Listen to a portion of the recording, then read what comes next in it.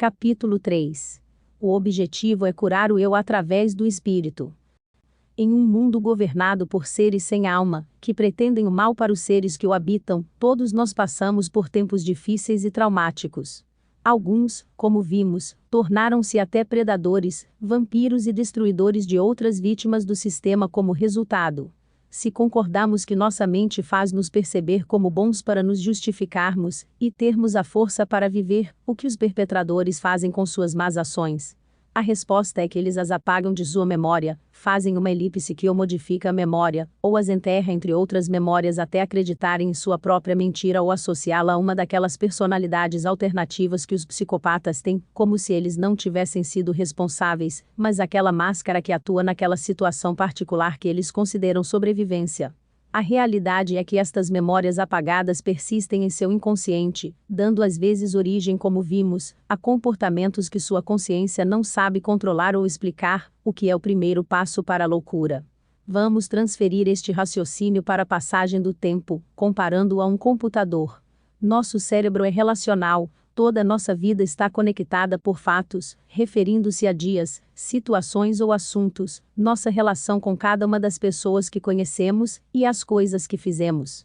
O que acontece com nossas memórias, se apagarmos as coisas que nos aconteceram ou as distorcemos conscientemente? Muito simples, e muito assustador. Se apagarmos alguns fatos de nossas memórias, nosso processador, nossa mente, não encontrará outros fatos associados a essas memórias, desconectando a lógica de nossa lembrança, que é nossa própria memória.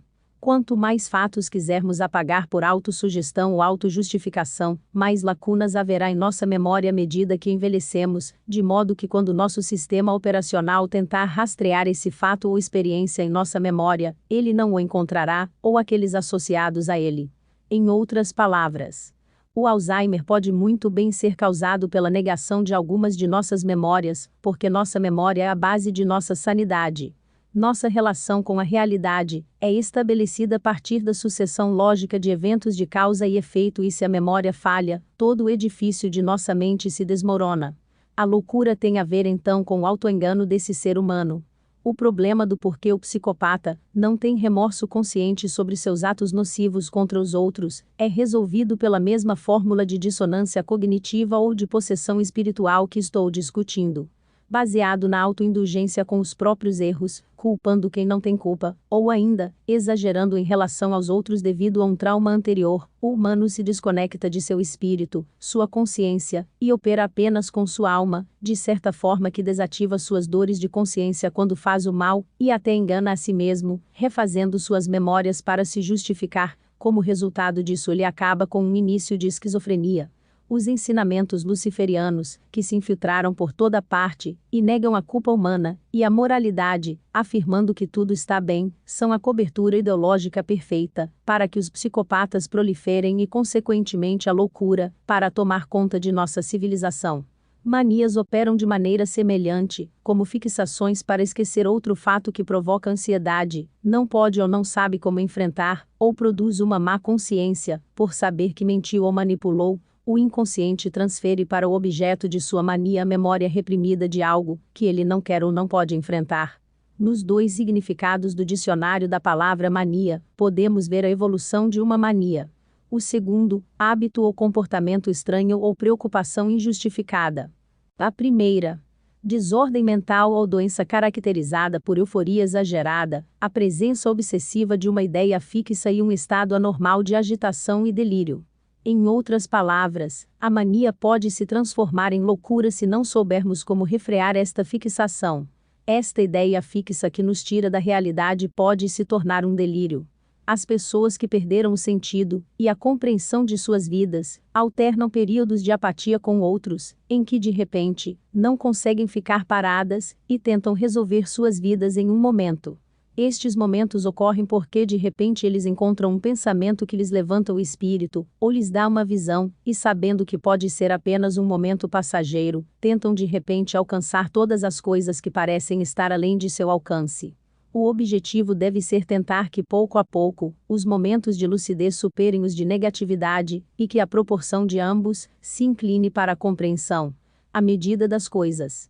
A loucura não reside apenas no próprio objeto da alucinação, que tira da realidade para parar de sofrer, mas no caráter e na medida de nosso comportamento, de nossa resposta aos estímulos externos.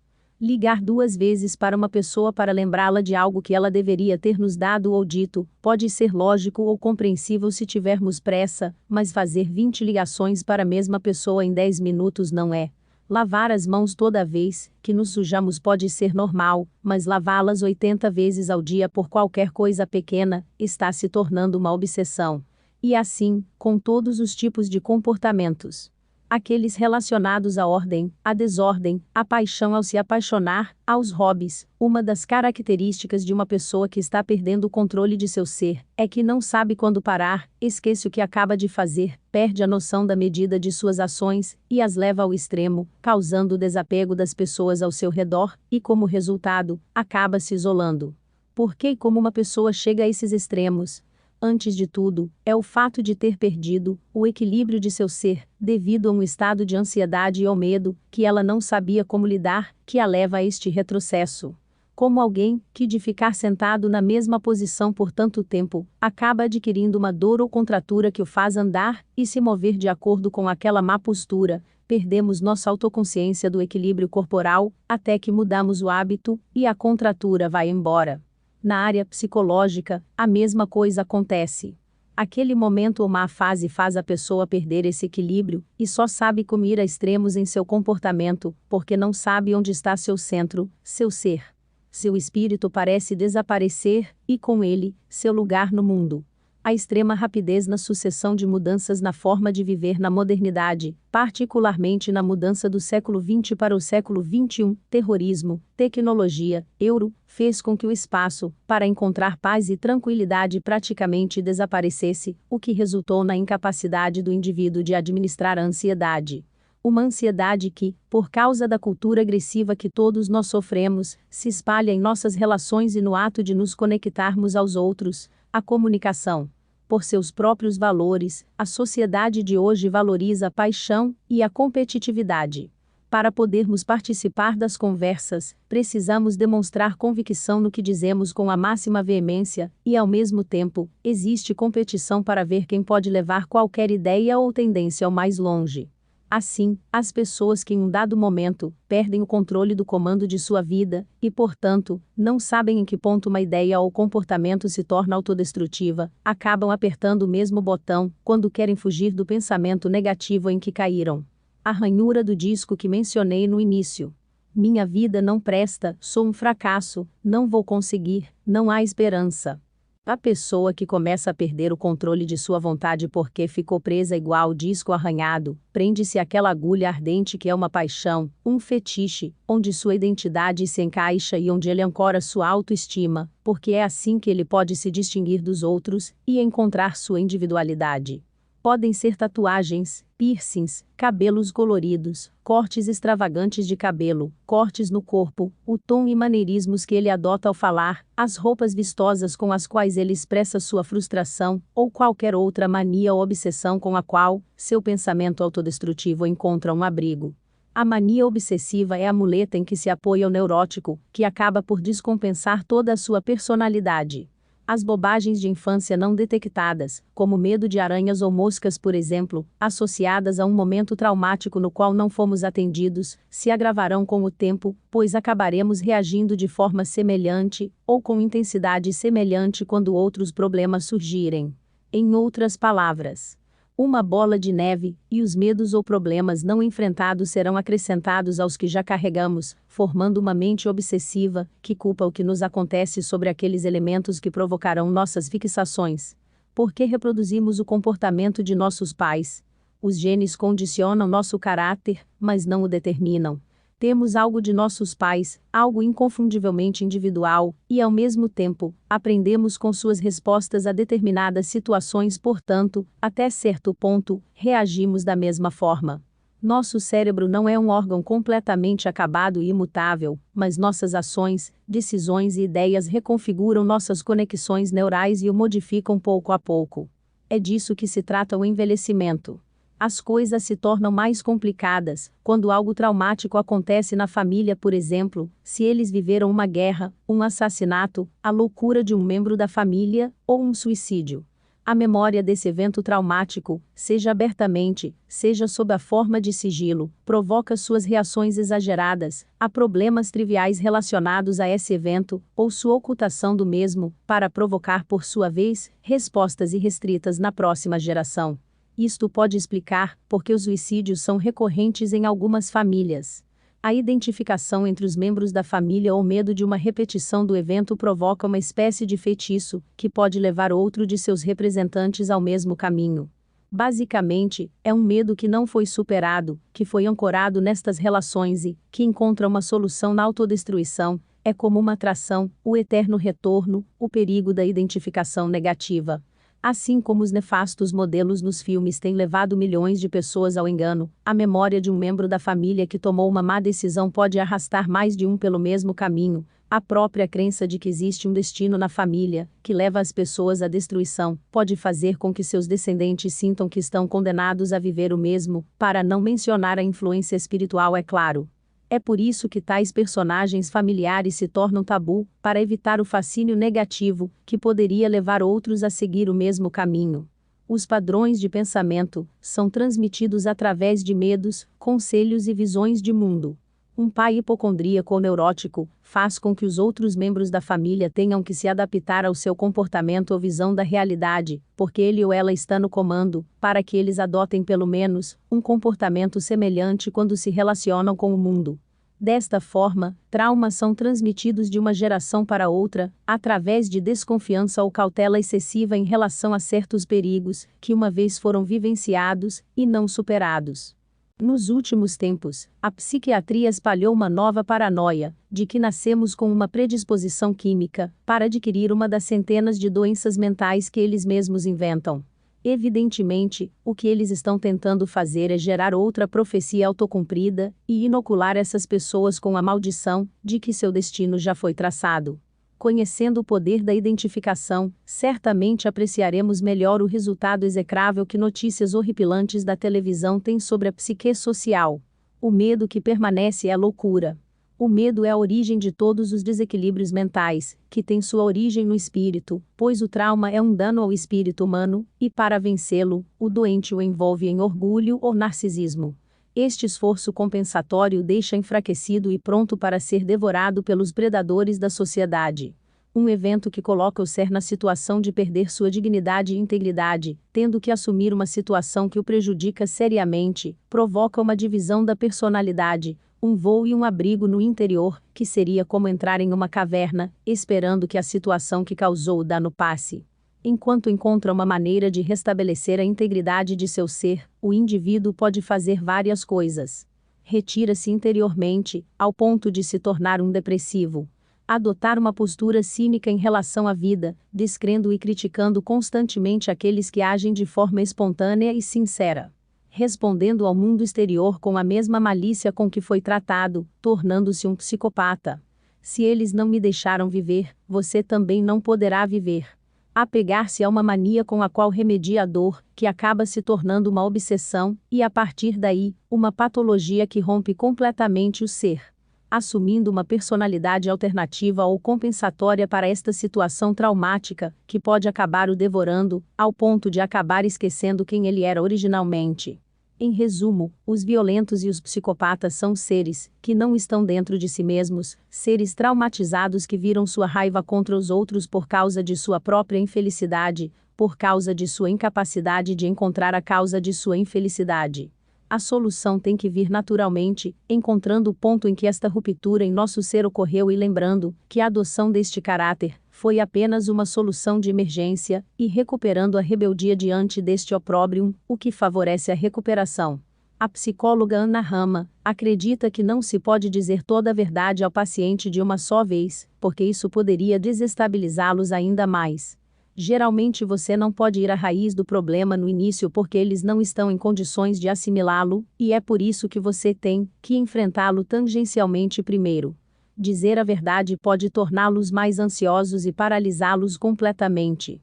Portanto, o objetivo geral de qualquer terapia deve ser que o paciente encontre o equilíbrio que lhe permita entender como ele chegou a esta situação e como ela se relaciona com o estado geral do mundo. A serenidade é o passo antes da compreensão do que leva à cura. Para a psicologia social, a realidade é uma construção social, ou seja, não existe uma realidade objetiva, mas um acordo social, e isto porque aqueles que fazem esta afirmação não acreditam em fatos objetivos e verdades. Este dogma de fé na psicologia social tem implicações brutais para a humanidade, porque um poder que tem controle sobre a mídia pode redefinir o que é real e o que não é, e assim forçar os humanos a se adaptarem a esta realidade manipulada e insana. Se não há verdade, qual é o problema? Portanto, temos a solução para a maravilhosa citação de Jiddu Krishnamurti no início deste livro. Os engenheiros sociais que dirigiam este mundo a partir das sombras, impunham princípios insanos à cultura de massa, para que os seres humanos não tivessem outra escolha senão enlouquecer. Uma parte da psicologia atual, a oficial, tenta modificar os comportamentos individuais para torná-los compatíveis com a ordem externa das coisas, quando na realidade é a ordem social que está louca. Como premissa de sobrevivência em uma sociedade predatória, isto é bom, mas a longo prazo gera uma desconexão com o verdadeiro eu, e daí advém a depressão e a loucura, pois é a desconexão do espírito no final que é a origem de todo o mal. Se você quer resolver o problema de personalidade, você tem que ir até a fonte do problema. E a primeira coisa a fazer é encontrar a paz interior, para compreender o significado do que aconteceu, bem como o processo pelo qual a energia reprimida se moveu para a atitude ou personalidade impositiva. Recuperar o equilíbrio tem que ser o objetivo, e que a paz se encontre no silêncio interior, onde a pessoa confusa possa se conectar com sua consciência, a voz de sua consciência, e discriminá-la de outras entidades malignas. Este é o principal problema da pessoa louca e desequilibrada. Discernir a voz de sua consciência da voz do ser, que quer destruí-lo e que assumiu uma parte de seu corpo. Para distinguir, em resumo, o bebê da água suja da banheira. Estar consciente dos próprios pensamentos é o primeiro ponto para perceber como as ideias e pensamentos implantados pela cultura de massa nos afetam, quando se trata de dar opiniões, relacionar-se com os outros e tomar decisões. Nos limpar de todo este lixo é fundamental para que nossa mente e espírito fluam novamente, e por esta razão, é necessário isolar-nos por um tempo da cultura tóxica. É nesta paz interior que o ser começa a se recuperar, a compreender o significado último do que aconteceu. Espera-se outro perigo: o do orgulho. Porque a superação desse problema, um verdadeiro renascimento, leva o ser humano a uma sensação de grandeza, que Ken Wilber chamou de o estado do centauro. Nesse estado, este é o meu, muitas vezes aparece a crise de ilusões de grandeza, acreditando ser Deus, por exemplo, o que é outro tipo de loucura, muito em voga hoje em dia. Na verdade, é a grande doença dos luciféricos, que atingiram um alto grau de conhecimento, e portanto, conhecem as chaves para criar sua realidade, às custas dos outros. A maioria dos falsos gurus, magos negros e manipuladores estão neste estado de consciência. Retorno ao fluxo. Qualquer terapia reconstrutiva do eu deve ter como objetivo recuperar o fluxo entre as manifestações de suas diferentes instâncias, ou seja, a interação sem obstáculos traumáticos entre sentir, pensar e agir. Em outras palavras, que o ato mental é apenas um passo lógico e fluido entre o que ele realmente sentiu ao interagir com a realidade e sua resposta de acordo com os valores universais, sem medos do passado, e a propaganda ideológica que ele sofreu ao se intrometer e enchê-lo de dúvidas e paranoia, a espontaneidade perdida de sua infância. Impostura e atuação são a origem profunda da dissociação que, por sua vez, provoca desordem mental, por isso é fundamental iniciar uma purificação, para ser o mesmo em todos os ambientes em que nos movemos.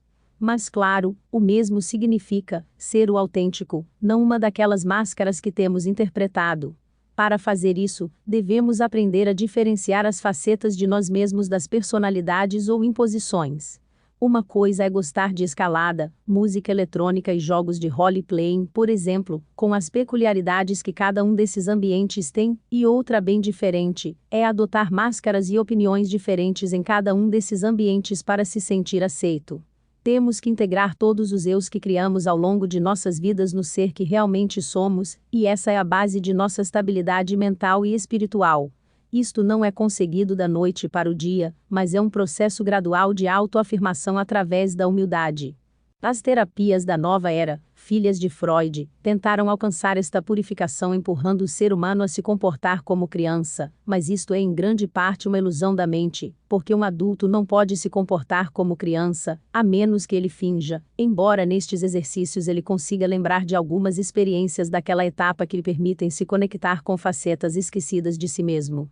As terapias em grupo, que incentivam o paciente a compartilhar suas experiências, podem ser positivas e as simulações que ocorrem nelas podem fazer sentido, mas além de incentivar experiências individuais positivas, elas devem se concentrar nas crenças falsas que se adotou para compensar seu trauma e que constituem os princípios morais e intelectuais de seu pensamento.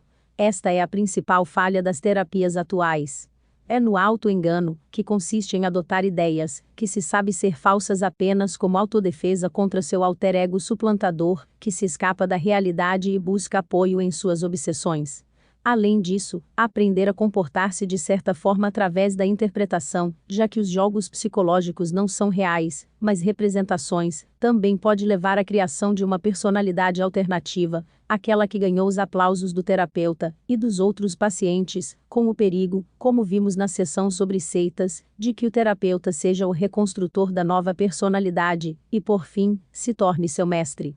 Embora seja verdade que a terapia do riso pode gerar algum tipo de reação energética positiva em alguém que não riu por muito tempo, ainda é um ato, e provocar o riso artificialmente é a coisa menos natural que se pode conceber. O plano real tem que ser a longo prazo, e no mundo real, alcançando pequenos objetivos que o ajudarão a recuperar essa espontaneidade, enquanto refaz seus códigos morais.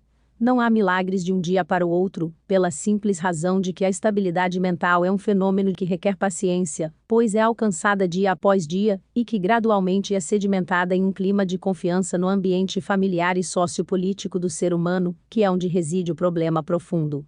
O primeiro objetivo deve ser a pessoa recuperar energia e autoestima, a base para qualquer melhoria em sua qualidade de vida. Exercícios físicos e alguma atividade manual podem ajudar, pois a energia estagnada em movimento ajuda a contemplar a realidade de uma maneira diferente, já que o emperramento em determinada situação ou modelo de pensamento é o principal problema de qualquer crise nervosa, psicológica ou de senso de vida. Para recuperar a autoestima, será necessário ir à origem do trauma e investigar como ele ocorreu, entendendo por que a pessoa ou pessoas fizeram esse dano e enquadrá-lo nas condições socioeconômicas do momento. A terapia que proponho começa com o reconhecimento de que até certo ponto, seu problema está irremediavelmente ligado aos efeitos de uma guerra civil mundial fabricada por todos contra todos e a negação de Deus. Uma conspiração planejada para aniquilar os seres humanos por vários meios e levá-los à loucura. Quando os humanos perceberem que são vítimas desta conspiração e assumirem sua parte de responsabilidade por acreditar em mentiras e contribuir para a disseminação do mal, serão curados. Como um objetivo a longo prazo, nosso dever é recuperar a visão da razão pela qual o que aconteceu.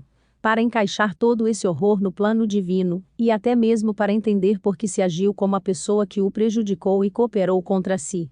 Em resumo, saber que era tudo por uma razão, que uma batalha celestial estava em jogo. Somente quando se recupera a fé em Deus, em seu plano divino, é que se cura realmente, embora a mudança sendo mais profunda, também funcione a longo prazo. Sabendo que o processo de recuperação da loucura na qual vivemos leva anos, onde você se encaixa durante esse tempo enquanto passa pela metamorfose? Deve haver espaços naturais organizados onde as pessoas que estão em um período de transição, e não sabem bem quem são, possam se recuperar? Lugares onde lhes é permitido não ter certeza de nada e voltar a ter certezas baseadas em sua própria experiência direta, porque a pessoa que está em transição ou saindo de uma crise pensa: ninguém vai me entender, porque agora eu sou outra pessoa. Com quem vou estar, quem vai me compreender? Aceitar a dúvida e a falta de definição é algo que deve ser tolerado pelos valores de uma sociedade danificada, que nasce de uma guerra total, como a cristã. Um bom começo para alcançar tal mudança pode ser empreender uma longa jornada, onde se pode refazer a personalidade ferida. A viagem lhe permitirá reconstruí-la, e no seu retorno, outros poderão aceitar que você mudou, que agora você vê a vida de maneira diferente.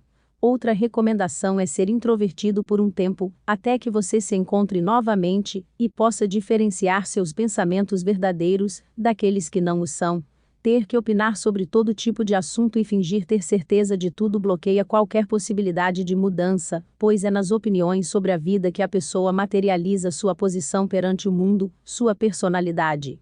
A longo prazo, o humano cuja alma foi danificada deve recuperar a voz de sua consciência e diferenciá-la do impostor que leva à autodestruição. Essa voz é a que lhe traz paz, enquanto a outra gera estresse e desconfiança, uma torrente de pensamentos, a tal ponto que você não é capaz de diferenciar o seu daqueles que não o são, devido à torrente de informações que recebemos emocionalmente em nossa sociedade, particularmente dos filmes e séries, mas também das notícias. Em todos os casos, os humanos devem recuperar sua conexão com Deus e a ordem divina porque na realidade, é a falta de amor, comunicação e compreensão, traços desta insana era moderna, que estão na origem da maioria das patologias mentais.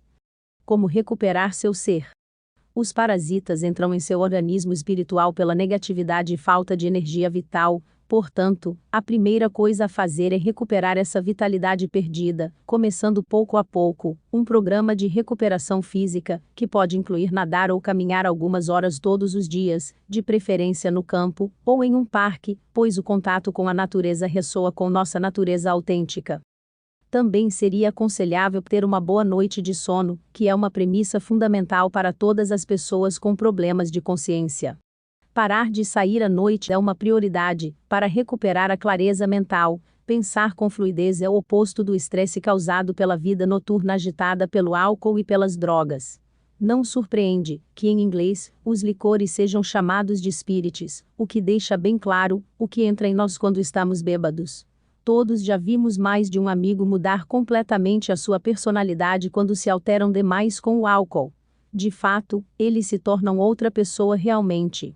Para deter o catalisador dos elementos negativos e autodestrutivos que povoam a mente em tais momentos, há várias opções.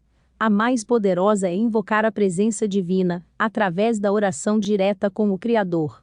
A oração e a presença da divindade é um exorcismo total que afasta os espíritos maus.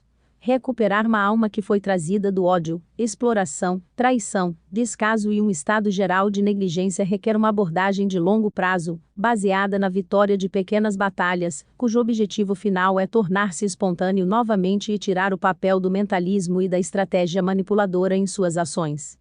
Mas uma purificação tão grande nos deixa em um estado de inocência que pode ser pasto para os predadores. É por isso que precisamos nos desligar das pessoas que roubam nossa energia e nos vampirizam, ou pelo menos enfrentá-las e lhes dizer que não toleraremos mais sua influência negativa.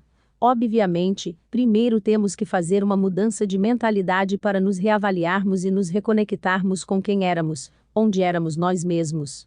Se fomos emasculados desde a infância, temos que procurar outra opção para nos reconectarmos com o ser puro que fomos na concepção.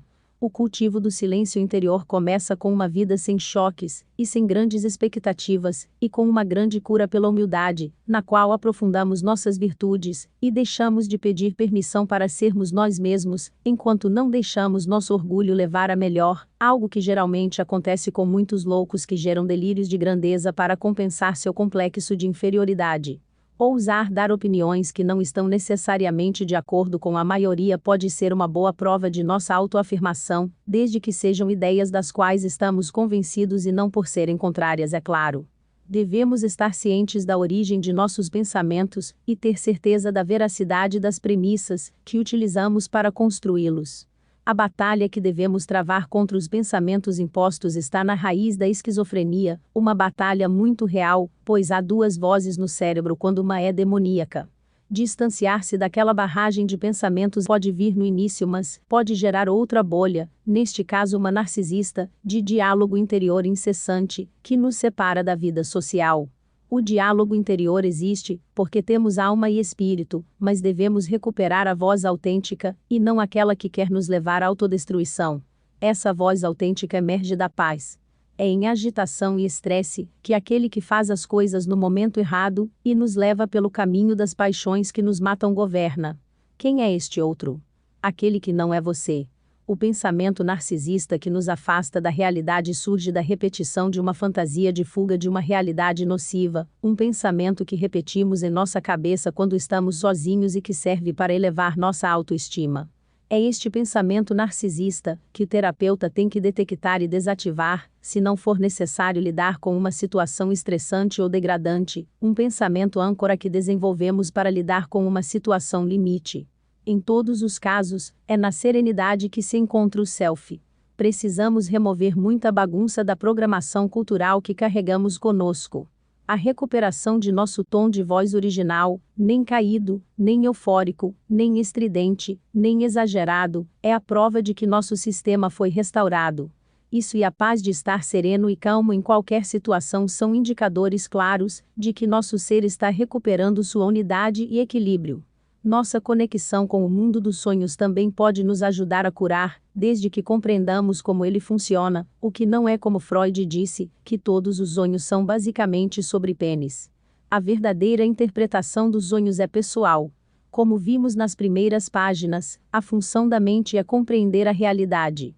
Seria como o motor de busca de nosso sistema operacional que analisa os arquivos, classifica-os e obtém o mais apropriado, para o que precisamos em cada momento e de acordo com uma conexão entre essas experiências e as pessoas por vários fatores. Tema, lugar, emocional, idade em que se vive a experiência, grau de inocência, etc., etc., etc.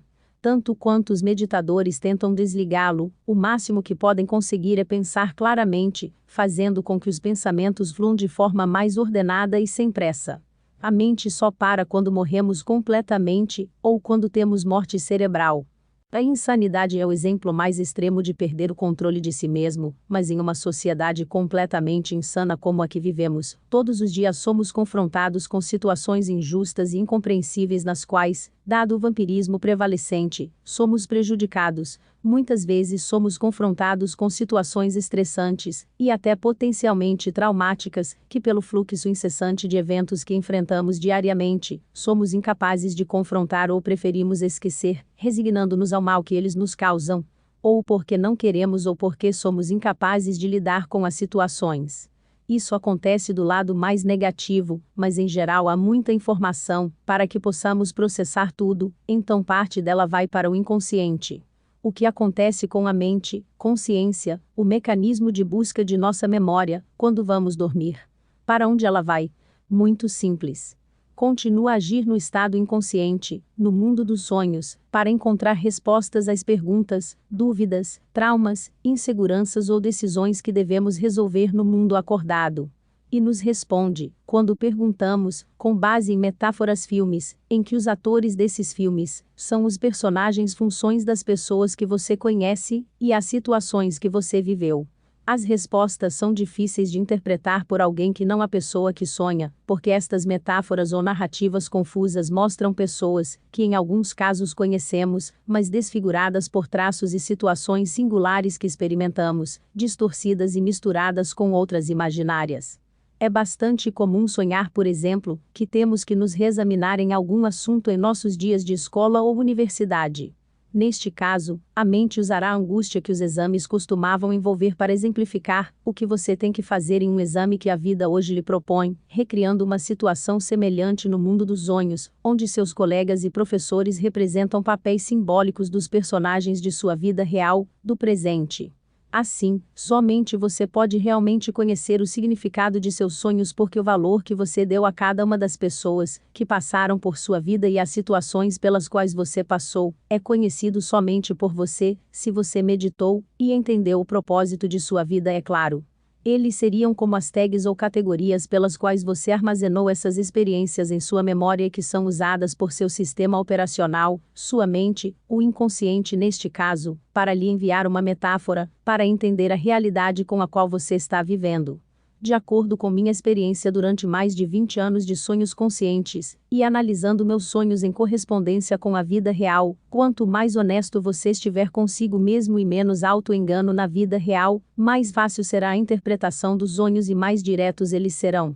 No final, eles acabam sendo muito semelhantes ao que você experimenta em seu estado de vigília e você quase não tem que interpretá-los de forma alguma. Há uma razão para isso. Quanto mais falso você é, e quanto mais se engana, mais difícil é para o seu sistema operacional, mente, separar seus arquivos, memória. Isto é facilmente compreensível para quem conhece um mínimo de informática e entende como funciona o sistema de desfragmentação do disco rígido no Windows que remove arquivos danificados e ou inutilizáveis que dificultam o sistema de memória e tornam o computador mais lento. Ao fazer esta limpeza de arquivos inutilizáveis, os auto-enganos em um humano, a memória do computador torna-se mais dinamicamente conectada. Nossa mente funciona de maneira semelhante.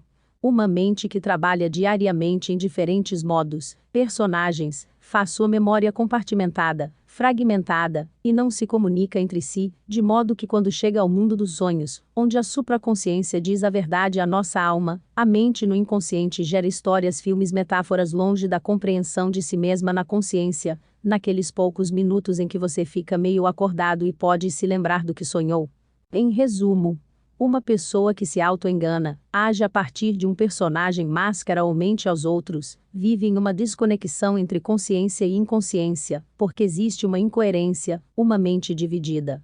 Seguindo este raciocínio, a neurose seria a forma, deslocada e absurda, em que uma consciência inconsciente age, desconectada de uma realidade que ela não entende, o produto de uma mente fragmentada e auto-iludida. Dito isto, devo confessar que durante os anos mais difíceis da adolescência e juventude me recusei a lembrar meus sonhos, pensava que me recusava a sonhar, mas sonhar, sempre sonhamos, até o momento em que decidi ver a realidade em sua totalidade e imediatamente, comecei a me lembrar dos sonhos pela manhã. Em outras palavras, o sonho consciente é uma decisão, uma coragem de olhar para a parte mais escura de nossa alma. Nossas contradições e imoralidades. Vários amigos que fumavam haxixe diariamente e ininterruptamente por 10 a 20 ou 30 anos, me disseram que quando decidiram parar, começaram a lembrar de seus sonhos, algo que não lhes acontecia há muito, muito tempo. Não sei se isso acontece com outras drogas, como cocaína e heroína, mas também me disseram que o mesmo acontece com pessoas que estão medicadas com drogas psiquiátricas como as benzodiazepinas. Sei que há muito poucos casos para validar esta teoria, mas vou seguir esta hipótese. Se isto se confirmar, apoiaria o que estou dizendo. As drogas, legais ou ilegais, sedam sua mente ou a separam desta realidade, então é compreensível que o sistema de arquivos destas pessoas se torne caótico quando elas sonham, e não conseguem se lembrar deles.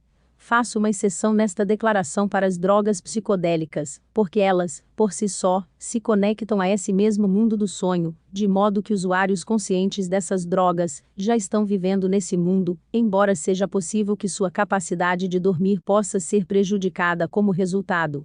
A insônia seria uma mensagem da mente dizendo que não precisa desse sono. Muitas pessoas que estão atualmente consumindo ayahuasca muito regularmente estão jogando seu estado de vigília no mundo dos sonhos. Então, o que acontecerá com seu mundo dos sonhos? Lembre-se de que um dos princípios da vida é a simetria. Obviamente, se seu estado de vigília for substituído pelo mundo dos sonhos, quando você for para o mundo dos sonhos, você permanecerá no estado de vigília, ou seja, insônia. A crise existencial. No decorrer da vida, acontecem eventos que nos levam a perder nossa compreensão anterior da realidade. São eventos traumáticos que nos dão a impressão de que estamos morrendo e, na verdade, são uma morte de uma camada de nós. E nossa vida desmorona com eles. O chamado Einstein da consciência, Ken Wilber, propôs décadas atrás que essas mortes ou crises fazem parte do desenvolvimento da própria consciência, que tem uma série de níveis, diferenciados pelo grau de compreensão da realidade que se atinge em cada um deles e pelo tipo de vazio existencial que a conclusão de uma etapa provoca. Assim, poderíamos relacionar as crises de loucura nas quais alguns indivíduos permanecem como uma daquelas etapas onde não conseguiram passar a fase do videogame, que eles não conseguiram superar. Aqueles relacionados à esquizofrenia, em particular, em muitos casos, têm a ver com uma ilusão de grandeza, e podem muito bem ter a ver com uma visão da realidade, que os que sofrem não foram capazes de superar, ou, na terminologia da psicologia transpessoal, transcender, especialmente se o que eles conheceram é a realidade do mundo demoníaco em que vivemos. O medo que isto deve ter produzido os deixou, como disse no início, pendurados, sem saber que existe um além no qual até este mal é compreendido, e se vislumbra que existe um bem ainda mais poderoso: Deus. Em outras palavras, em toda loucura há uma parte da realidade, há um vislumbre da realidade insana em que vivemos, mas que não fomos capazes de compreender e de nos encaixar em nosso próprio desenvolvimento da consciência, que não é outra coisa senão derrotar o mal. Grande parte da loucura do século XXI tem a ver com a incapacidade de entender, porque vivemos em um mundo insano, no qual a pessoa que faz o bem é perseguida ou isolada. E não é por acaso que esta incapacidade de entender coincidiu com a supressão da noção de bem e mal. Como o sistema vigente não acredita nem na consciência, nem em Deus, é incapaz de compreender estes processos do espírito humano, e, portanto, de retornar à sanidade. E a realidade é que só através de Deus é que tais momentos de pânico transcendental podem ser superados. Em última análise, como tenho mostrado, todo conflito psiquiátrico ou psicológico incorpora um problema espiritual, ou possessão demoníaca, e portanto toda terapia deve ser apoiada por uma pessoa versada em princípios morais, que ajude esse ser a entender qual foi o erro de percepção, ou moralidade, o que dá no mesmo, que o deixou pendurado naquela parte arranhada do disco, para passar para a próxima fase do videogame, pois esse é o melhor exemplo do que é a vida. Somente assim ele será capaz de superar estes desequilíbrios, mas primeiro é essencial que ele examine sua consciência sobre as mentiras e auto-enganos nos quais ele caiu. Se a pessoa que vai ajudar o louco for uma pessoa perturbada, um fanático politizado ou um pervertido, como muitos psiquiatras e psicólogos são, ele só poderá empurrá-lo ainda mais para o abismo. No estágio em que os seres humanos estão quando escrevo estas linhas, muitos ascenderam ao nível de autorrealização que Ken Wilber chama de o centauro, o que implica a capacidade de ver no inconsciente de outras pessoas e suas reais motivações, uma faculdade quase divina, para criar nossa realidade às custas dos outros. Esta é a razão pela qual muitas pessoas nestes tempos caem na dupla armadilha do manipulador. Acreditar em ser Deus, e usar esse poder em seu próprio benefício, manipulando os outros, sem saber que há mais níveis acima disso, mas que se diferenciam pela espontaneidade na atuação, e pelo desejo do bem da humanidade. É por isso que tantas pessoas perderam a cabeça com a nova era e tantos cursos de desenvolvimento pessoal acabaram se tornando escolas de magos negros, porque na realidade eles estavam ensinando-lhes coisas importantes, mas sem sentido moral, e o poder mal utilizado acaba por autodestruir o ser humano, porque o transforma em manipulador, sem amor, e o manipulador acaba sozinho, o que é a pior loucura que se pode sofrer.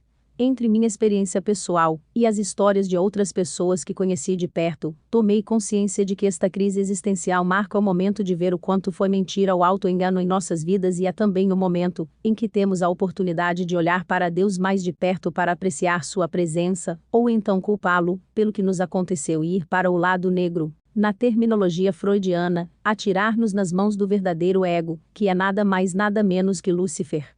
Em última análise, toda loucura envolve uma descrença na justiça e na ordem no mundo, o que é o mesmo que descrença em Deus, e segue-se que toda cura espiritual ou mental envolve um retorno à fé em Deus, a ordem divina. Uma boa visualização é ver a obra divina como um todo na qual você se move, e na qual tudo está acontecendo por uma razão. Sua função é descobrir seu papel nesta grande obra divina. O ser humano voltará a si quando estiver de novo em harmonia com a natureza, e sua natureza, ou seja, com Deus.